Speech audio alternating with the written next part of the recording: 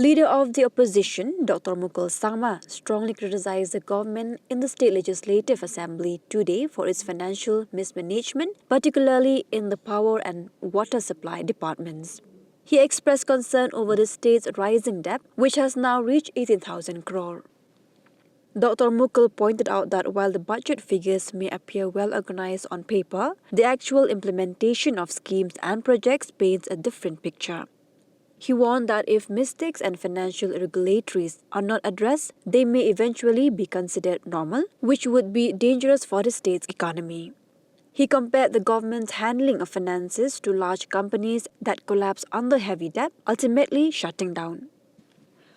He cautioned that Meghalaya could face a similar economic crisis if the government does not change its approach to financial management. In the course of budget discussion, this is the time when we are able to take cognizance of various deficiencies or different developmental gaps, Mr. Deputy Speaker, sir. So that is precisely what we would like to do. Now, when we talk about developmental gaps, vis-a-vis the lack of transparency, let me refer to even the submission made by Honorable Member from the Treasury Bench. Just in the morning, as Honorable Member from Rongjeng was continuing his submission, he did refer the number of schemes which are being implemented, the MLA doesn't know. What does it indicate? This proves beyond reasonable doubt our contention that the issue of transparency is not the priority of this government. If the honorable members from the ruling bench doesn't know, then you can understand the pathetic situation as to how schemes are implemented. This allows enough space for misappropriation and corruption. That's the reason why we talked about the social auditing as per the mandate of the act which was passed by this particular August House. I have spoken about this. I would not like to repeat on this, but I think it is high time that we utilize this mandate of the act which was collectively, unanimously passed by this August House for the larger good of the public. Mr. Deputy Speaker, sir, every fund from the public exchequer must be spent for public good. When we say public good, it involves everybody, all sections of people, inclusive, and something which is completely away from the usual tendency of the government from deprivation. Now, if MLAs are being deprived of the transparency, then how will we expect effective implementation of the program on the ground zero? That's the reason why last time when I have visited different parts of the state, in the western part, only 2 districts, we were astonished to see that the schemes which are being implemented are not in sync with the actual DPR mandate of the DPR. That means the compromise in the matter of quality of work, thereby resulting in drainage of precious public exchequer by default or by choice or by intent. This will be because in absence of transparency, there will be reasons for us to believe that something wrong is going on, even if it doesn't. Therefore, let us have an approach whereby the community is involved, the elected members are involved. We have a robust system already formatted and put in place. Let us utilize it.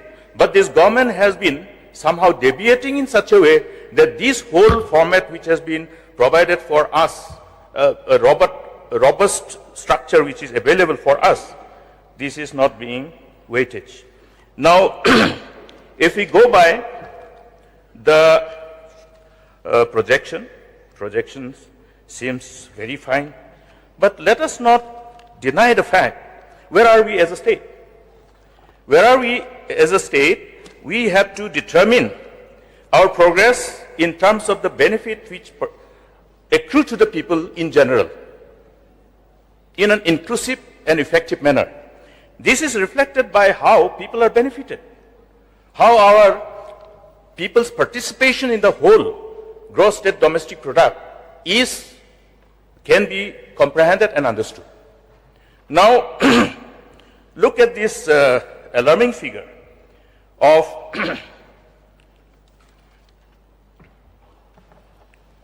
our national versus the state, GSDP versus the GDP, we are at the 5th lowest among the states.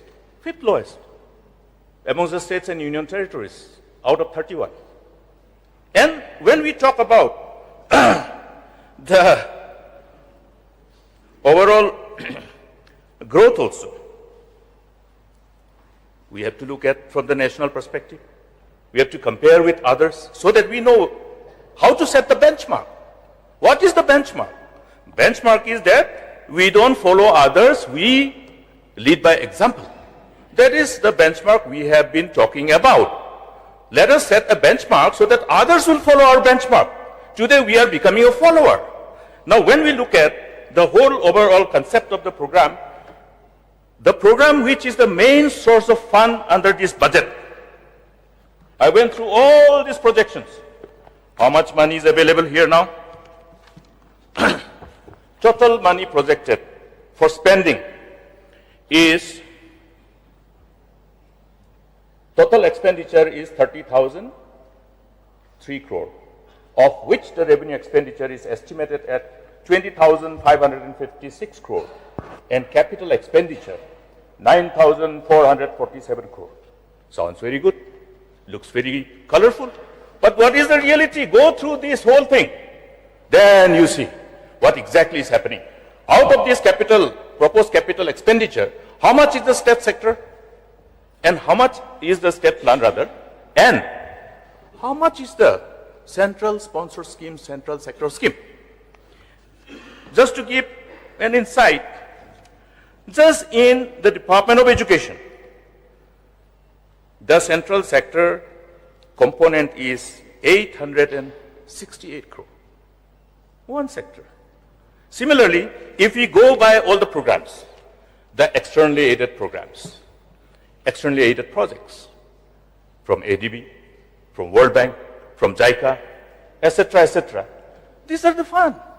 And these also, when we look at the program fund under Megalem, under CLAM, under Meghalaya Integrated Transport Program, all these things an offshoot of the earlier regime, offshoot of the product of what we have done over the years. But to implement this, look at how much of money is being spent for the consultants, for the implementation. What is the percentage that out of the total amount of fund available for a project that can be spent for consultancy? There is a ceiling, there is a limit. Therefore, the margin of profit, the amount of money out of the total amount that is projected and considered for sanction, out of that, certain limit is there. This is the government which has forgotten about this limit, this financial ethics and financial discipline. That's why we see all this in the demand, different demands, particularly under your economic services, huge amount of money, even in the supplementary demand. For whatever reason, time was a matter of rather time constraint, did not enable us to move that cut motion. That would have enabled us to draw the attention of the government to really pinpoint on the areas where spending can be avoided, which do not have any remunerative return for the benefit of the larger good of the people. This is where the wrong lies. Now, if wrong is continued or is allowed to be continued, then the wrong will become right. Then the wrong remain as a means of, something, as a way of life. This is what is happening in as far as this government is concerned. Now look at the colorful picture created. Out of this 9,447 capital expenditure, what is the loan repayment? Then from the revenue expenditure, what is the interest burden, interest repayment? Then minus the central sector schemes. What is the state plan left? Now, when we talk about the borrowing, we are here with the fiscal deficit. 1,970 of fiscal deficit. Our repeated constant criticism to draw the attention of the government pertaining to this unregulated fiscal deficit has probably somehow created this situation where at least the fiscal deficit is indicative of below the permissible limit of 3.5. But look at the preceding years. Now look at the debt. Now how the debt is structured. We look at the debt which has been already taken. 18,000 crore. Now the debt servicing will be continued for next 5 years, along with the repayment of the principal and along with the payment of the interest. Then you have to continue to borrow. But here, if we look at how the borrowing money is being spent, is that the borrowing money is being spent to repay the loan and the interest. This is the only means which has led many of the corporate houses to all kind of financial distress. Non-performing assets in the corporate world, resulting in closure of many of the business houses. We see this what is the name of that company with Vijay Mallya? What happened? What happened with the Jet Airways? All these things. Because of the unregulated spending to all the service providers which were channelized to siphon of money. That is what the investigation is bringing out. It's an eye-opening. It's an eye-opener for all of us. Therefore, Mr. Deputy Speaker, sir, it is during this budget session that honorable members must be able to flag each and every areas of concern so that every money that is being voted by this August House is scrutinized and is accountable. Now, I was telling about that implementation of the scheme when we saw the complete compromise on the quality, JJM. I would like to know from the government whether in the JJM the laying of pipe is not included in the DPR. I asked the officer, they said yes. But you go all around in Garo Hills, all these pipes are, visible outside. Pipes are not laid under the soil. Where have the money gone? Then the villagers confronted the Mistries. Mistries said, no, this is the only work we were told to do. Obviously, Mistries are paid for that only. The contractor is not paying for digging the soil and laying the pipe as per the specification of the DPR. I remember once upon a time, we had to tell the villagers to come together with the department and lay all the pipes which were not laid because they were tapped. GI pipes. It will attract taps. Honorable members, would you please mind to... How much time are you giving me, Mr. Deputy Speaker? Yeah, 15 minutes. Another 15 minutes? No. Altogether 15 minutes. Now you have 3 minutes more. That is true. But who will draw the attention of the government also? We all will speak 5 minutes, 10 minutes, 15 minutes.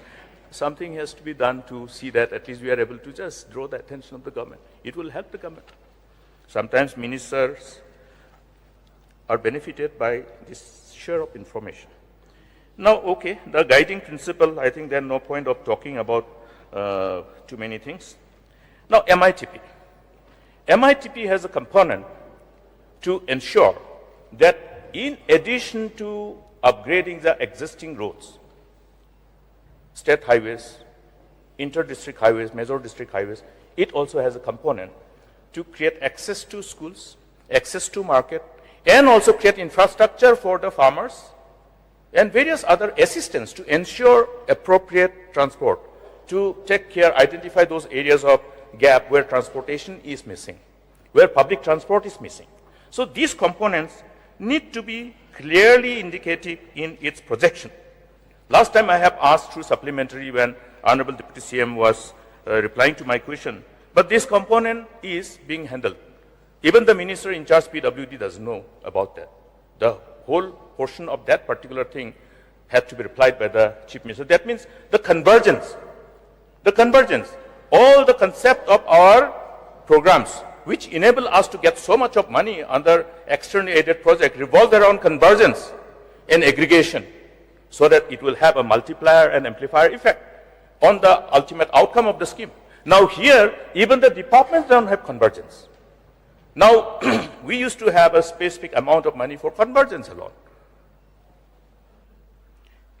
The whole concept of basin development was designed to build partnership with the people, with the community through convergence and provide sustainable livelihood through partnership.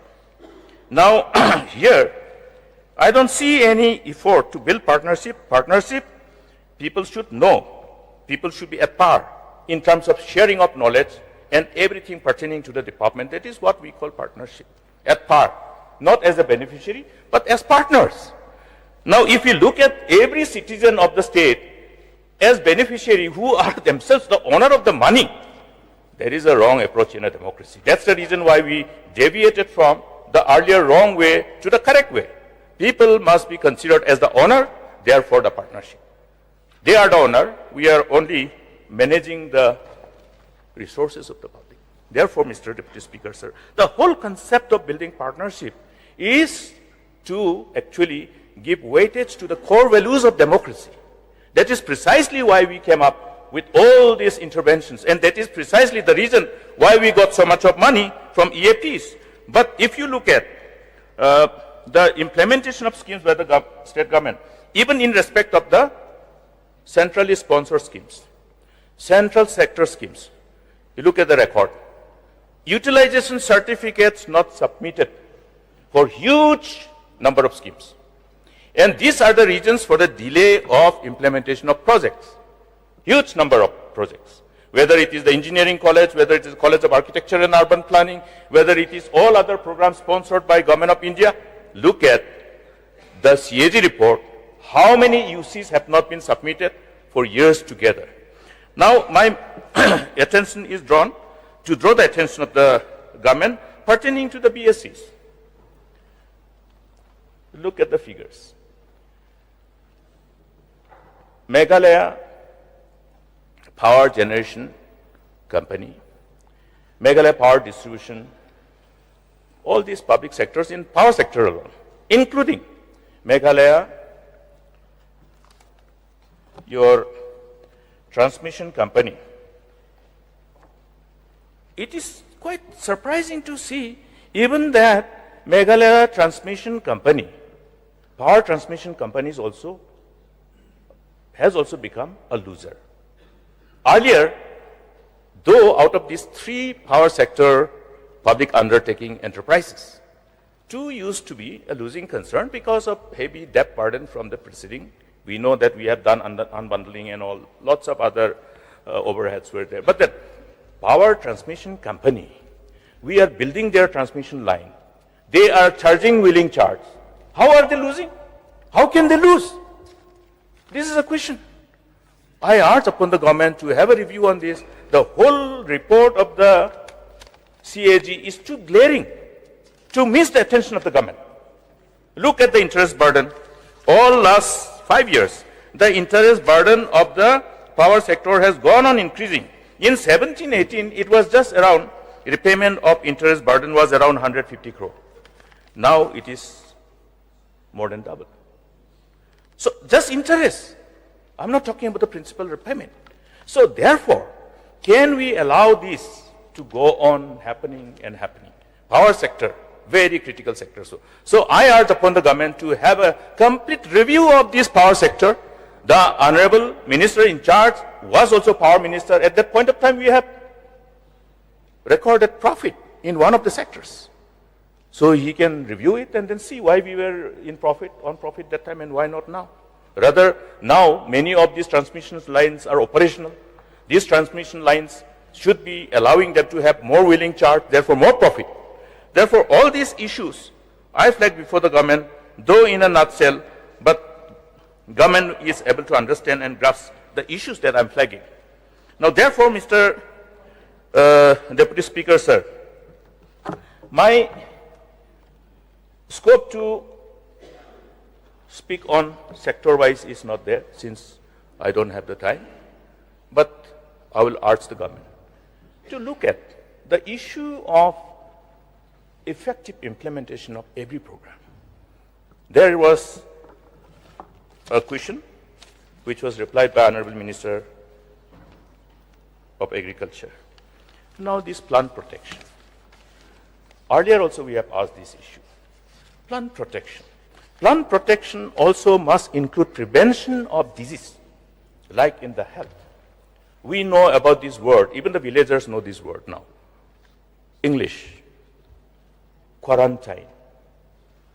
Is the word quarantine available in the agriculture and horticulture sector? Yes. Quarantining of what? Any planting material that is coming from outside. That's why agriculture is a state subject.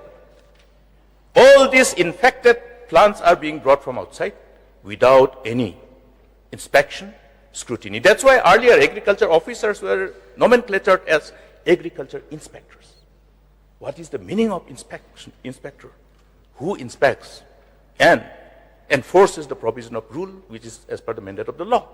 Now this has to be looked at. This is one of the major concerns. All these planting materials and other pests are coming along with the planting materials. This must be examined scientifically and professionally, and this will help us to have a prevention. And another aspect is, now talking about Areca nut, the whole, we had this similar problem in bordering Bangladesh earlier. We identified the virus, there was an effective treatment, but now it is in a larger scale. We feel pity, we feel bad, and this is something which is as though we are leaving it to the farmers. I was looking at the government's response, but government's response towards this is as though we are helpless. It is not. We are not helpless. How do we spray? I asked the farmers, how can we spray?